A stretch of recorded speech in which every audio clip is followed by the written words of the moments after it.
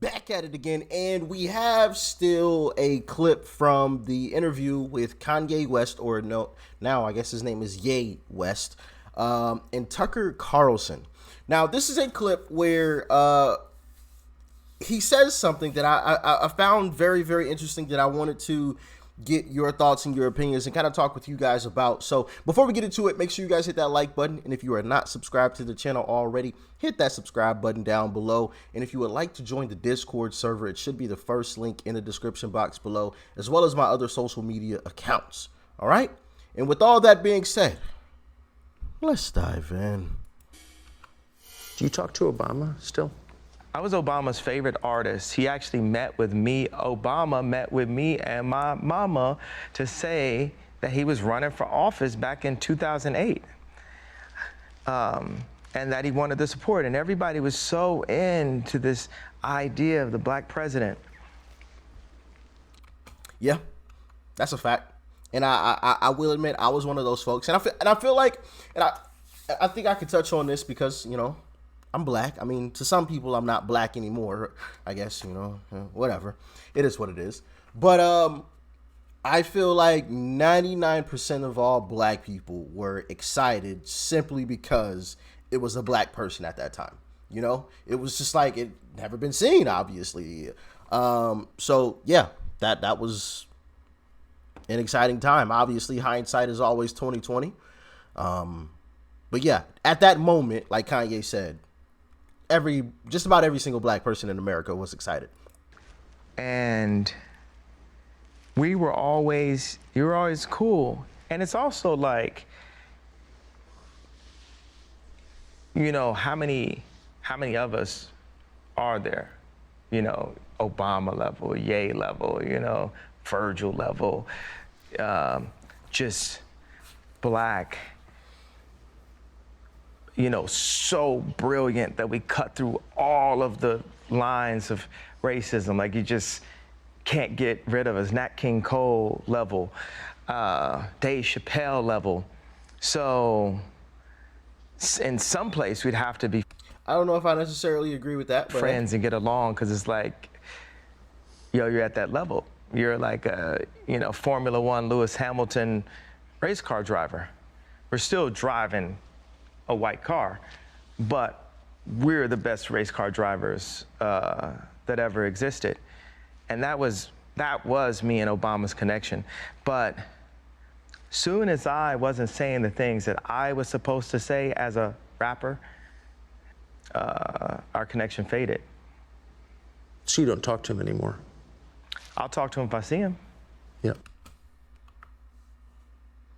that was one of the parts that I wanted to discuss with you guys. So even someone, a former president, 2 terms, told a lie. And we've talked about that. It's all about diversity until it comes to ideas. Best of friends. Hey, Kanye, I'm going to be running for president. Oh, you support a Republican? Click. The very moment that he veers off of the path, you know, the very moment he says something that isn't scripted and what he's not supposed to say, the phone call stopped. Now, if someone who's been as high up as Obama is doing this, right? I mean, he's been the leader of the free world. Well, I mean, we can argue if it's still free anymore, but we can save that discussion for another day. He's arguably been the most powerful person on this planet for 8 years. If that guy is doing stuff like that, you don't think some of these corporations are doing it? Obviously, we had the situation with PayPal, who said that they could withdraw or fine you. I think it was like $2,500 if you don't basically say what they think you should be saying if there's misinformation. But what's misinformation at the end of the day? At the end of the day, what even is that? What is it? Because time and time again, and I'm gonna shorten this up because I know I'm being a little long-winded. I'm sorry. But I feel like this is important to touch on with this whole misinformation thing. What even is misinformation? Because we've seen examples of where people have classified something as misinformation, and then, 6 months, 8 months, a year later, oh, that was actually the truth. So why are we even classifying anything as misinformation in the first? Well, I know why. It's the censor, folks, but it's bogus. It's bogus. But anyway, let's jump back into the video. I don't want to make this too long of a video. I'm sorry, y'all. But I guarantee you, he see me. I know I'll be talking a lot. I didn't even know that, man. I just thought that sounded cool. One idea that was in my head about 3 minutes ago that I really want to say is that's really interesting about the when companies get the BLM managers. What's a BLM manager? Black Lives Matter office manager. It's basically you get a semi-influential black person to become the face of a white company. Yeah. Right. So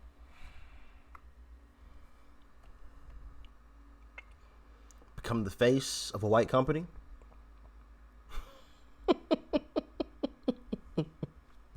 And then you have these white-owned companies who, like Adidas, that's who I'm speaking about specifically, who came out and said that they were suspending their deal with Kanye to review some things because he said white lives matter. It's a white-owned company, and a black man is getting penalized for saying white lives matter. If that, never mind. I'm gonna get myself in trouble. I say too much, but y'all know what I was getting at, okay? That it doesn't make any sense. All right, I mean, simple and plain. that means, like, in the design world, in the art world, they actually would pick artists that were less talented than other artists based on their influence, not based on their actual work, because everyone is vying for influence and an opinion. Everyone is afraid of losing their opinion. So with Nike, right? Nike is as famous as, you say Nike's more famous than PayPal, right? Yeah. Right. What number company do you think PayPal is? I don't know. Number 4. After that news, hey, they probably about to drop to 100 Overall? Overall, you got literally gonna be fining folks for misinformation. Yeah, okay. PayPal account closed. Well, you know what the number 1 is, right? It's Apple. Yeah. I'm forgetting number 2, but number 3 is McDonald's. Then SpaceX is maybe 6 or 7. It's really interesting that as lit as Elon is, his previous company is actually still worth more than SpaceX. So what number company do you think Nike is, the Nike? Number 321. It's not there to be as big a financial company as it can be. It's there as an influencer because black people love Nike. So that's a fact. Nike. That's a fact. And I've touched on that in previous videos where people, some black folks that I personally know, have taken their tax return check, right? And instead of, paying off this or paying off that or even investing it, oh, I'm about to go buy them Jordans that just came out. And you wonder why you're stuck in the same position. But hey, to each his own, I guess. If the shoes make you happy, who am I to tell them?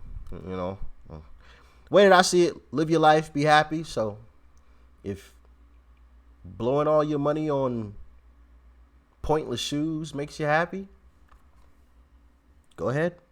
Is like a company that is redlining and gerrymandering black people. So the reason why Gap wanted me to go the Gap, it wasn't based on, oh, we need to get our stocks up.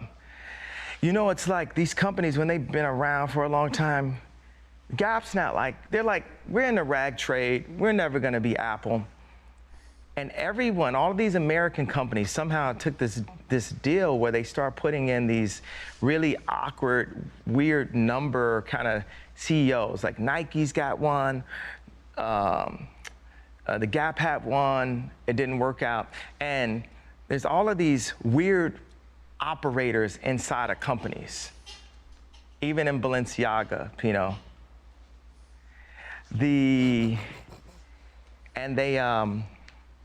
They're just there for control. Steve Jobs talked about it. It's the most important thing you can have is control. Look at me, all the money, all the influence, and I have to act a complete ass to have any say-so of anything that my children are doing, because that group of people have control and say-so over all the children inside of the clan. So that's what these companies are set up for. That's the type of CEOs they're hiring, especially when the founders are out of there. They kind of just give the companies up to a bunch of people, and they're all in cahoots. Like anyone that ever worked with me, they just look at, oh, who's Ye farming for talent that we can hire to be our new. What was the news that came out on Twitter a while back? They were no longer in the business to actually make money. All they cared about was the optics and the inclusivity and the safe space and all of this other stuff. The woke CEOs. Sheesh. Go woke. Go broke. Have at it. BLM office manager.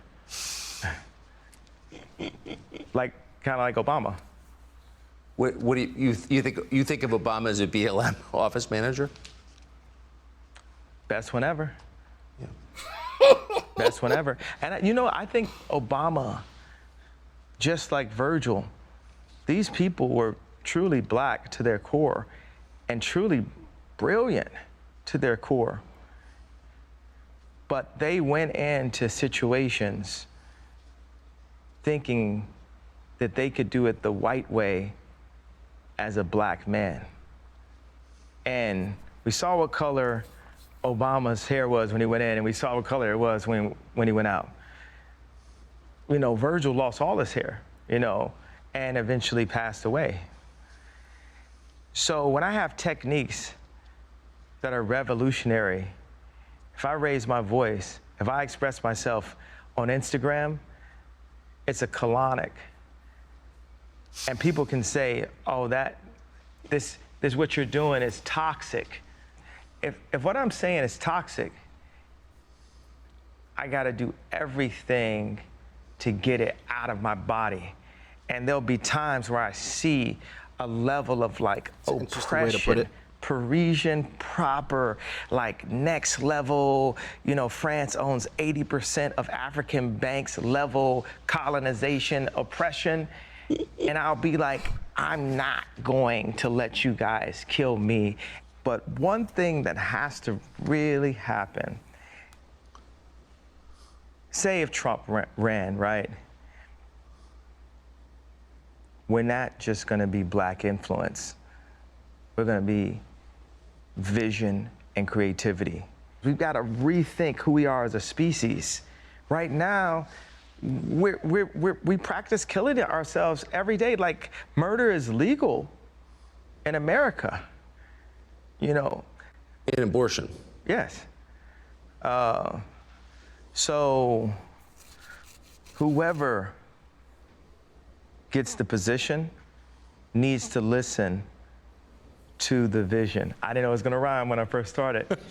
They need to have Elon, they need to have me. You should start with those two, and then we'll get to the rest of them. We could pull in a Johnny Ives, we'll pull in all of our living, super brilliant people.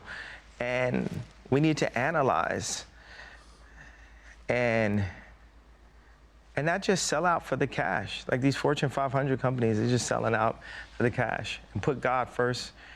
And the best representation of God is the children is the extension of the family, put the families first. There's so many things, suburbs, the train tracks being ripped up by GM just for capitalism, all these ideas that we have. We're now living in a place where we're the orphans of capitalism, and we just have to take a pause and rethink how we can have the most beautiful existence possible for our children, for the kids, and we're all kids. Yeah. We're all God's kids. We're all sons of Abraham. So, very interesting interview there. Now, I will admit some bits and pieces of that just like went over my head. But you know, more importantly, what was him admitting, you know, what we already knew. You know, and it's one thing to have had evidence of it, you know what I mean, and that sort of thing, and been watching the whole situation kind of play out, but to have someone that is that close in these situations, like actually confirming some of these things, like, I don't know, but I feel like it's different when someone says it, right? It's one thing to speculate. Oh yeah, man. Well, there's evidence of this going on. There's evidence that they've got somebody pulling the strings, because this clearly wasn't for money necessarily. It's another thing for somebody to actually come out and say it, right? So I thought that was a really, really dope moment. But then also, you know, an eye-opening moment was the whole Obama thing, him calling him out. And like I said, if someone as high up as Obama is doing stuff like that, that just confirms that a lot of people in our society today are doing the exact same thing. You know, as soon as you don't toe the line, as soon as you veer from the path, you're ostracized. You're out of there. And I think that's why a lot of mainstream celebrities, and I put that in air quotations because what even is a celebrity? I mean, they're humans just like us. They just have a few extra, you know, fans or followers and a couple extra dollars most times. So, like, what even actually is a celebrity? But that's what we call them, so whatever. But I think that's why some of these celebrities don't come out and say how they really feel. I remember a quote by the Orange Man, and he said, the silent majority. And this was before I was even really into this sort of thing, even into politics or anything. But that always stuck with me. And now that I'm going back through these videos, like, that thought just keeps popping up, you know, with more and more evidence coming out in situations like these interviews, the silent majority. Because I'm just like, man, if someone as powerful and as big as Kanye was silenced, everyone around him, I mean, every single person was telling him, hey, you cannot say that. Your career will be over. This man's a billionaire. What's the person that, you know, and I don't want to say only, because it's a lot of money. But what's the person who is worth, you know, $10 million doing? They're really biting their tongue. You know what I mean? Kanye just he's got the F you kind of money, right? You can cancel him tomorrow, and hey, he's good, his kids are good, and his kids are good. So, like, it don't matter. So yeah, that statement from the Orange Man just keeps playing on a loop in my head as these videos come through on a daily basis. The silent majority. Right? But anyway, y'all let me know what you thought about this one in the comment section below. Like, share, comment, and of course, hit that subscribe button before you go. Peace and love. I'm out.